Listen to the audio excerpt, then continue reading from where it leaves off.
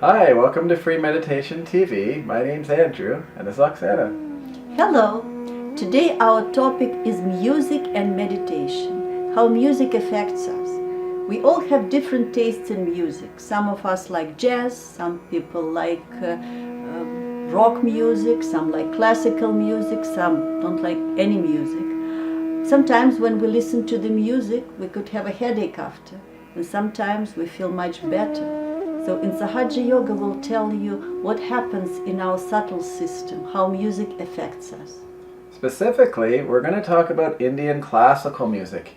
It's an ancient form of music where the musicians and the musician researchers figured out how each of the 7 notes related to the 7 nerve bundles or nerve plexi located in our spine. After thousands of years, they realized that certain patterns, which went and became ragas, these 7 notes would rise up and rise down. So there would be a pattern of ascending notes and a pattern of descending notes.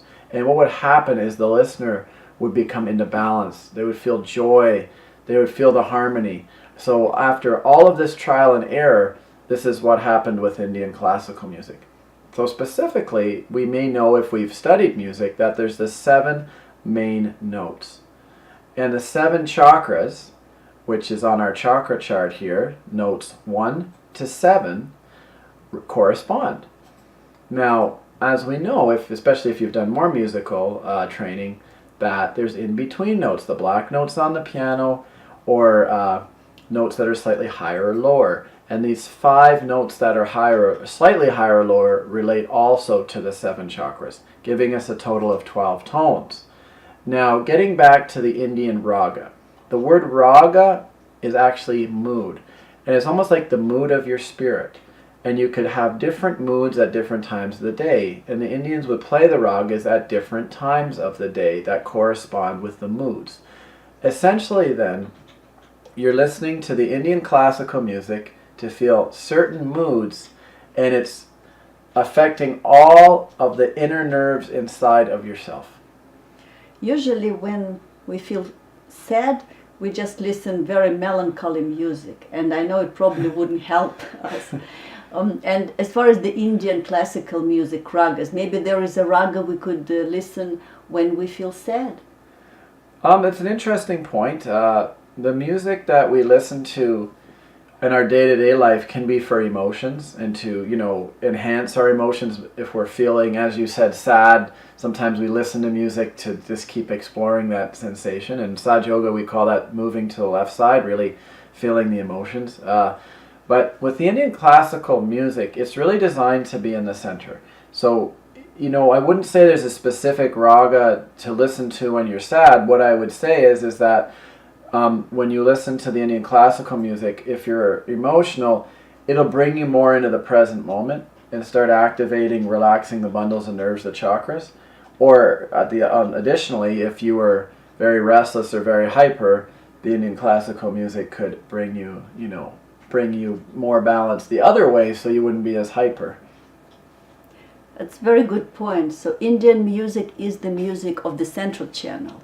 If we want to rock and roll, we probably want to go a little bit on the right. If we want to feel sad and melancholy, then we would go on the left and listen to this type of music. Then I would ask you another question, is there a music that could give you headaches? Because it happened to me. Sometimes I listen to neighbors' music and I might have headache.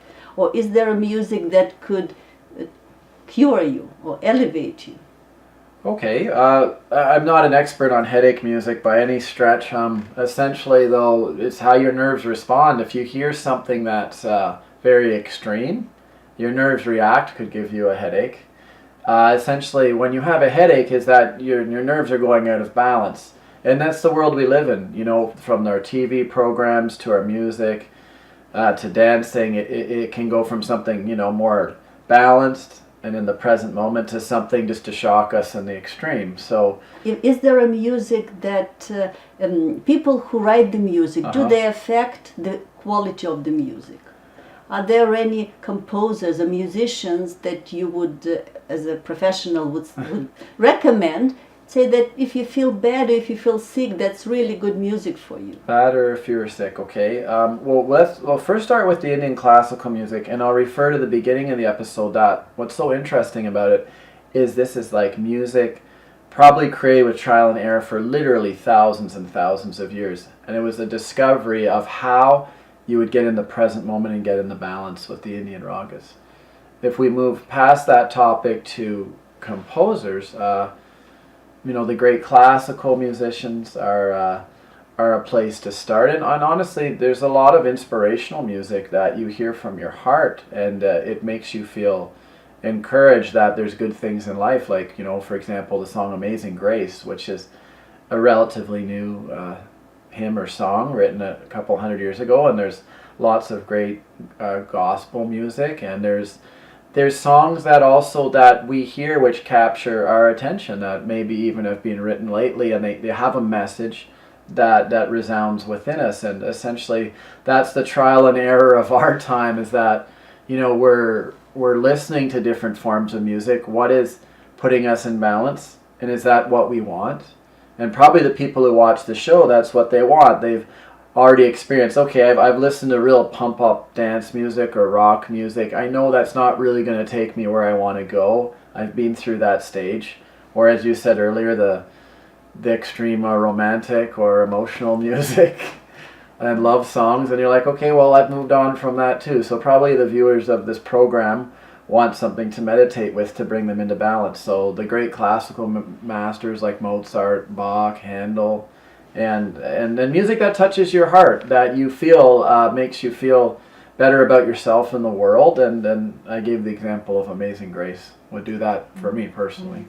I must say that when I first started meditating, Indian ragas I couldn't understand because I didn't feel them. Because my ego couldn't understand it. And that's the magic of Indian music. It is the central channel. Your spirit, and when we say your spirit, it means the vibrations on your hand will increase. You might not feel more happy, because happy and unhappy are basically quality of ego, but you might feel more balanced. It's a totally excellent point, because how many times it's even happened to myself and others that, oh, this Mozart is so boring, or the Indian classical music, it's just notes, it's boring.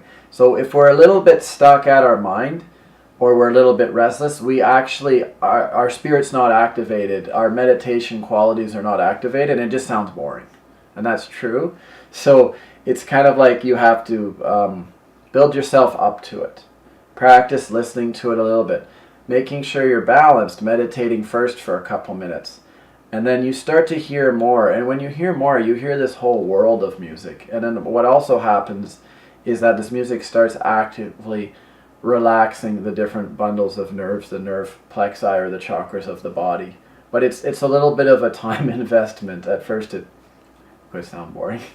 Yes, and another point I could say about Indian music, that something happens, it's like a magic inside your body. You could feel this Kundalini energy actually moving with Indian ragas. So when it goes up and the Kundalini goes up, not everybody might feel it, but it could happen to many people. So that's why I would say we have in our meditation, every time we have a little bit of the ragas, different ragas for different chakras we have, so that you could have that balancing power. It's like adding up to this meditation experience for you. And for the viewer at home or the listener of Indian classical music, you will find through trial and error what pieces work for you. And there's many such music on freemeditation.com on the music section. Lots of good music choices, instrumental and vocal. And of course our videos we've made so far on our show, we always try to showcase Indian classical music. And now we will listen to Sri Mataji, the founder of Sahaja Yoga, where she talks about Indian classical music. It's so scientific. Our music system is extremely scientific because it was taken in the form of this music, when actually the Kundalini moving into different, these Sapta Swaras. These 7 Swaras are built in our 7 chakras. We start with Sa, then re, ga, ma, mother, pa, the, ni. My name also starts with ni. These 7 swaras are built in with 7 notes, and there are vikrutis, vikrut swaras, which are the side, other chakras that we have to make about 12 swaras. But nobody understood the real meaning of music. Sharada, the goddess of Saraswati, is the one who carries the message of Virata within us and tells us how to sing. She tells us what is appealing to God. How these ragas were made also, just think of it. Because first they chose the notes, the aroha, avrohas, the going up and down, which was appealing to God. So the melodies were created. Melodies are fixed. You cannot change the melodies, the notes, because they found out that at this point the spirit awakened. On the vibrations they found out. They found out that when they sang, this way it worked out. The veena they played and they found out the exact swaras. Exact swaras, which would really make you feel nice. Now you know that those people who have come from the West don't understand any Indian music on the mental level. But they understand at the spiritual level because their spirits get filled with joy and the vibration starts flowing. The sense of music, this depiction of music was done by Sri Krishna. It is he, the one who taught Tala. Of course, we can say that Shiva is the one who dances the Tala. But the one who depicted it for human beings, who gave the message to the world, how the Tala should be, is Sri Krishna through his dancing movements. He kept the Tala all the time. Like the way he stands itself suggests how he kept the Tala. And he played the Murli also to suggest that music is what God's love is. His music is suggestive of God's love. That suits you, that clears you, that makes you happy, that gives you joy. And that's why he suggested through his singing, through his music. He never wrote any poetry, did he? He never wrote any poetry as such. But when he spoke in Gadya, in the prose, it became Gita. Just when he spoke, it became Gita. Of course, people have tried to spoil quite a lot of it, the rhythm, which I feel sometimes when people recite it. But still, we must say when he really created it, it was for human beings to create poetry out of prose. Out of prose, he made it communicable, because people could first only understand the music, the rhythm of the music. They didn't understand much words and things, but he made it possible. Even in Quran, if you read, the few words before starting every chapter, nobody understands. They are all nothing but mantra bijas. But they put it there. They knew people won't understand, but he put it there because people would understand. All these things you may not understand. You may not understand me either, possibly. But whatever they did was for your hita. This is what happened at the time of Sri Krishna, that he established the concept of hit. Because it was said that you must speak the truth and you must speak the thing that is sweet, priya. Satyam bruvet, priyam bruvet. It was the message of Sri Krishna that you must speak sweetly. Those people who have got a proper Vishuddhi chakra speak very sweetly. Their voice has that enchanting method of capturing the hearts of people and not debasing them but elevating. And now we will meditate to Indian classical music.